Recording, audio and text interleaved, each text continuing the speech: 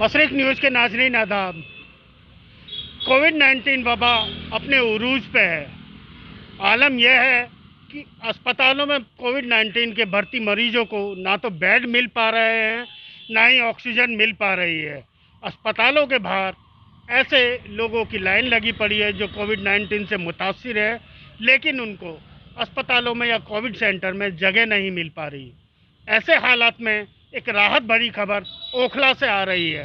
ओखला के विधायक अमानतुल्लाह खान, जो कि वक्फ बोर्ड के चेयरमैन भी हैं, उनकी कोशिशों से ओखला के अंदर एक 40 बेड का सरकारी स्कूल में, दिल्ली सरकार के सरकारी स्कूल में कोविड-19 सेंटर खोला जा रहा है, जिसके अंदर 40 बेड का विद ऑक्सीजन इंतजाम किया गया। अस्सलाम वालेकुम।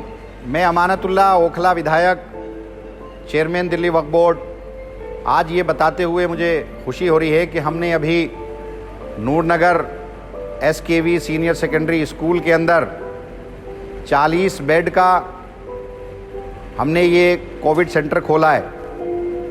अभी से हम लोग पेशेंट को लेना इसमें शुरू कर रहे हैं। अभी जो पेशेंट आएगा उसका हम एडमिशन करेंगे।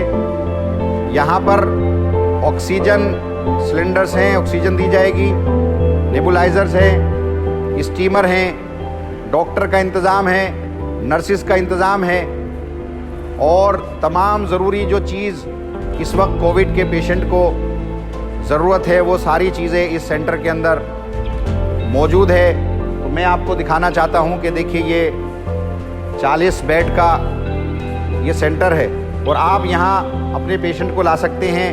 ओखला के लिए, ओखला के आवाम के लिए हमने ये बनाया है। यहाँ पर आधार कार्ड से एंट्री होगी कि ओखला का रहने वाला, क्योंकि लोकल कम्युनिटी के ज़रिए और यहाँ जो बीमारी है उसको देखते हुए हमने ये बनाया है। तो ख़ासकर ओखला वालों के लिए है ये। ओखला के पेशेंट यहाँ अभी से आ सकते हैं और उनका हम इलाज करेंगे। उसके अलावा अगर कोई सीरियस पेशेंट है तो हम उसको ऑक्सीजन देने का काम करेंगे और किसी बड़े अस्पताल में या जहाँ ICU बेड मिल सके या जहाँ और चीज़ें मिल सके वहाँ हम इसको शिफ्ट करने का काम करेंगे। शुक्रिया।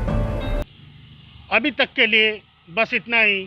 ताज़ा अपडेट के लिए मशरिक न्यूज़ के साथ बने रहिए।